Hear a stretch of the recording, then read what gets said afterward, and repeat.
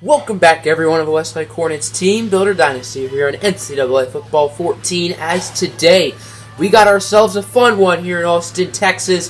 The number 2 ranked Westlake Hornets set to take on the number 1 ranked Texas Longhorns. Yes, the top 2 teams in the nation facing off the defending champion Longhorns set to take on the Westlake Hornets. Of course, Texas last season went undefeated, beating the Ohio Bobcats of all teams in the Natty, and Westlake, they are awfully close to that national championship, and this win would certainly help them, as last week was a little bit ugly for the Hornets, but they got the job done, 21-7 over the Georgia Bulldogs. Their defense played very well, and speaking of their defense, the player of note this season has definitely been Cole Spencer, the redshirt sophomore, who was recruited to Westlake as a linebacker, never played defensive end in his life, and after 2 weeks, he's played so well that he is on the Heisman watch. Yes, he is the number 4 player for the Heisman watch, as he's racked up 7 sacks so far in his first 2 weeks of his career with Westlake,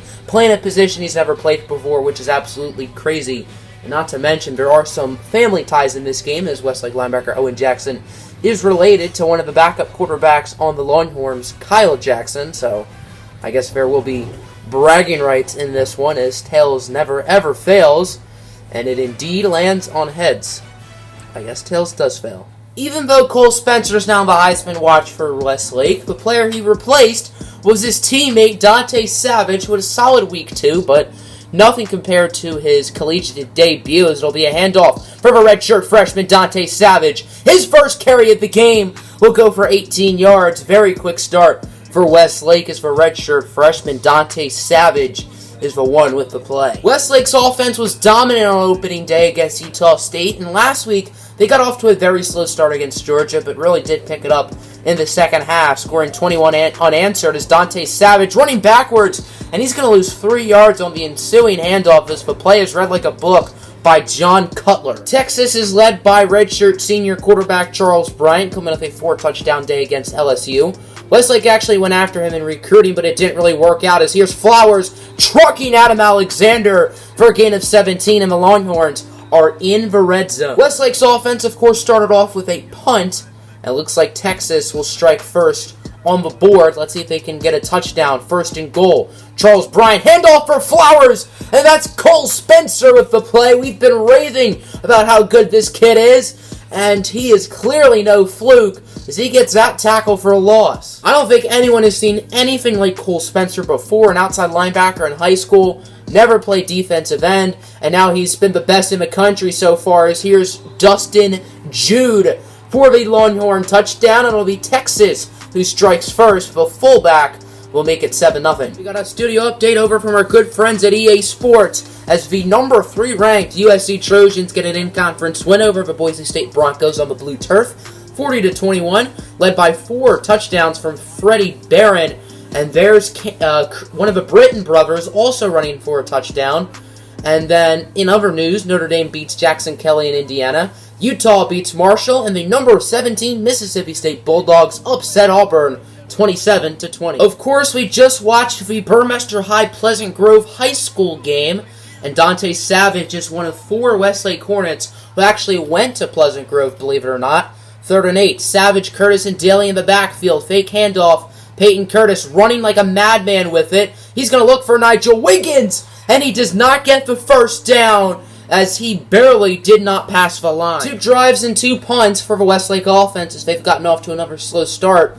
Meanwhile, Texas is starting off this game very well, as here's Charles Bryant running with it. Bryant hit hard by Sean Briggs, but he does get into the red zone for a gain of 20. With 1:41 left here in the first, I don't think this could have been a worse start for Westlake, as their offense is struggling, and so is their defense, as there's Cole Spencer with his 8th sack of the season. He is just continuing to dominate here against Texas, and maybe there is a chance he could win the Heisman Trophy. If it's obviously unlikely for a defensive lineman, but he's playing like it. Cole Spencer has been the one bright spot today for Westlake, and he's easily been their best player this season, as it's going to be a screen for Flowers. Jermaine Flowers, does he get it? He does get the first down. They're going to say he's in, as Adam Alexander unable to bring him down before crossing the pylon, and that'll be Jermaine Flowers' second all-purpose touchdown of the day. This Westlake offense is definitely one of the most talented in college football, but so far it has not been a great start for them as they only have one first down up to this point. Curtis looking to throw it. Nice pass from a sophomore Malik Brown out of Bellows Falls, Vermont for a gain of 28. Easily the best play for this Hornets team all day offensively. Westlake is inching towards midfield. They have it at around the 48. It is 2nd and 8 as Curtis looking to throw it. He's going to scramble with it. Curtis hoping he gets lucky. He's going to take a shot deep for Patrick Daly, who was wide open for 26. I thought Curtis passed the line of scrimmage when he threw it, but I guess not, as excellent play by Daly, able to get open and make an incredible diving catch. Not to mention an excellent throw and a run by the sophomore Peyton Curtis. 5 seconds left here in the first quarter. This should be the final play of the quarter. Westlake has it around the 26-ish as Peyton Curtis looking to throw it. Curtis, no time to pass it. He will be sacked for a loss of 8 by Jason Jones, and that is how the first quarter will end. Texas with a commanding 14-0 lead. First quarter in the books, and it is all Texas. They lead it 14-0. 3rd down and 18 here for Westlake to start off the second is Curtis. He's going to run with it. Curtis hoping he gets lucky, but he's going to be sacked for a loss of 6.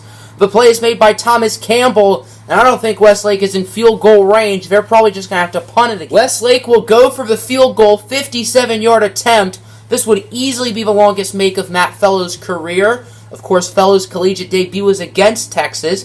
He missed the game-tying kick, and now as a senior, he has a chance to make his career long. From 57, it is up, and it is just short. And Matt Fellows barely missed it. Perfect accuracy. It really looked like it was going to go in, but he just misses it by the cusp. The Longhorns now have a chance to make this game a blowout. They already lead at 14-0. Let's see if they can extend that. It's on 2nd down. Here's Charles Bryant. Under pressure, it's going to be Jermaine Flowers on the screen. Flowers, first down. Derek Berry can't catch him. Eventually brought down by Josh Wilson, but not before gaining 31 as the all-out blitz definitely did not work for the Hornets. Westlake needs a game-changing play, or at least a stop here defensively, or else this game could get ugly. 3rd and 3. Handoff for Jermaine Flowers. He easily converts, breaks a tackle, and Flowers gets to the 1. What an inexcusable performance so far for Westlake, and it will continue as Jermaine Flowers with his 3rd score of the day. And this game is now 21-0. The Hornets are absolutely getting dominated. We got ourselves another EA Sports Studio update as the number 16 Georgia Bulldogs, coming off a loss to Westlake, get the win over South Carolina 27-20 as Greg Garcia with 2 touchdowns over the game. I guess on the bright side for Westlake, they do have good starting field position off of a very nice kick return from the redshirt sophomore Adam Alexander, as Curtis fakes a handoff here on 1st down, under pressure, scrambling with it. Curtis throwing on the run deep for the senior Everett Lemieux. Another incredible pass from Curtis, and even though his offense is struggling, it has definitely not been his fault, as he has had a few crazy passes right on the money for Everett Lemieux, and the Hornets are definitely in field goal range. Let's see if they will screw it up again. On the big play from Everett Lemieux, Peyton Curtis suffered a minor elbow injury. Luckily for the Hornets, he's already back in the game, as on 1st down, here's Curtis looking to throw it. Risky pass, he has Malik Brown for the score, and the Hornets are on the board as Brown is the one who gets it, and Westlake will once again make it a 2-possession football game. This Westlake defense was great last week, only allowing 7 points to Georgia. Now they're getting dominated by the Longhorns. Let's see if they can finally get a stop here on this possession as Bryant. Short pass for Williams, and he is clubbed to the ground by Jeremy Harrington. Westlake's defense finally got a stop on 3rd down, making it 4th and 1, and Texas is going to go for it, as this would be a huge momentum getter for the Hornets, and Owen Jackson with an incredible hit. Derek Berry missed it, but Owen hits Dick Jackson, wants to injure him. He wants Texas to put his brother in at quarterback, and that hit definitely will give Charles Bryant some bruises. The Westlake offense finally scored. Their defense finally got a stop, and they are right back in this game, still down by 14, but they have the momentum right now as Patrick Daly on the run loses 2. Nice play by the Longhorn defense. Jamie McKinney with the tackle. That play will definitely hurt the Hornet momentum. 2nd and 12. Here's Curtis looking to throw it right up the middle for Malik Brown for an easy gain of 18, as Brown with a career day so far. Obviously, I don't think 56 is his career high, but I'd assume he's on pace to break his career high, which I have no clue what that total is. 2nd and goal from the 1.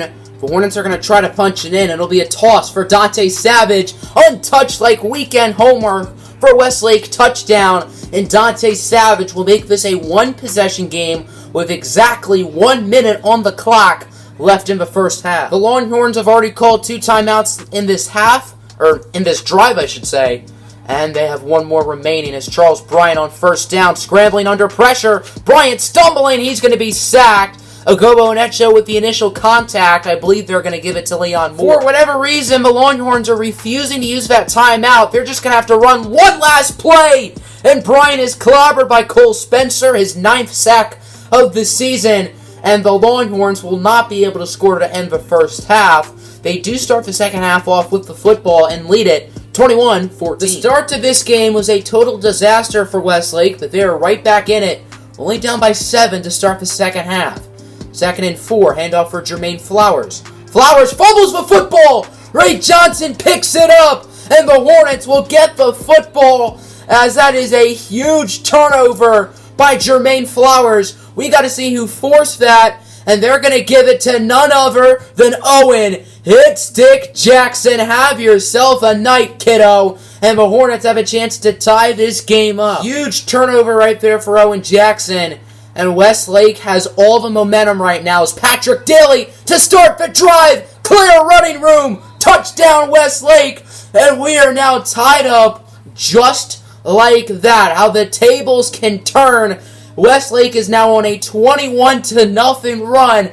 And they will tie this game up. Even though the Longhorns have the football, Westlake is in clear control of this game. They have 21 unanswered and look unstoppable right now as Bryant on 3rd down, looking excellent pass, but Ogobo and Etcho knocks it out, and that'll be a 4th straight non-scoring drive for Texas. Texas was dominating this game, up 21-0, and they have now fallen apart. This game is now tied, and the Hornets, the way they have been playing, can easily take the lead on this possession. Curtis sacked on 1st down. That'll give Texas a little bit of momentum as he is hit hard by Jamie Adams. We have some very unfortunate news for Westlake as Peyton Curtis got injured on that sack. He has back spasms, and he might miss a game or 2, which is definitely devastating for the Hornets. Mike Hadley in the game at quarterback. He loses 5 on the option. Curtis at least has a little bit of mobility, whereas Mike Hadley has absolutely none. Matt Fellows missed a kick from 57 yards and the wind blowing at his face. Now he's 2 yards closer and the wind is at his back. 55 yards for Fellows. It's up, and this kick is good, and the Hornets will take the lead. I believe that will be his career long.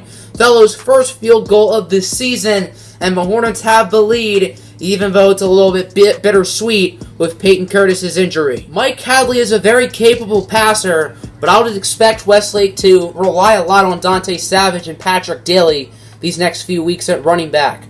1st down, here's Charles Bryant. Under pressure, he's going to run with it. He breaks the tackle from Owen Jackson. There goes Bryant as he runs for 22. Losing your starting quarterback really hurts, and that can give this Texas team a spark of momentum. 1st down, Bryant hit hard by Owen Jackson, but he finds Jermaine Flowers. Flowers gains a solid 15 or 20 yards, bringing it to the 10. The Longhorns are inches away from the end zone. Will they punch it in, or can Westlake get a stop? Bryant looking to throw it. Bryant scrambling under pressure, and Charles Bryant will find the end zone, and the Longhorns will regain the lead as their offense finally finds a spark of light and is able to drive down the field. And Westlake's now going to have to come back with Mike Hadley. It is 2nd down and 4 for Westlake as they are inching closer and closer to regaining the lead. Here's Hadley over to Dante Savage. Savage hit hard as he loses 3. Big stop right there for the Longhorns. John Cutler makes the play. Westlake is about to lose another key offensive playmaker as Nigel Wiggins is out for the game with an abdominal tear. So that's 2 important players for the Hornets offense. 4th and 2. Here's Matt Fellows for a chip shot field goal to make it a 1-point game. It is good. Westlake could have easily gone for it, but they decided to play it safe and are only down by 1 as the number 6 West Virginia Mountaineers win their first game of the year, beating the now 0-3 LSU Tigers 24-17. As last week, Texas had a field day over the Tigers. Let's make things even better for Westlake, why don't we? As on the kickoff return, Jamie Fortinel will take it 93 yards to the house, and the Longhorns will make this an 8-point game, as that's the play that could open this game up for the Longhorns. Mike Hadley is 8 for 13 with 85 yards, which is very respectable, as he is one of, if not the best backup quarterback in college football.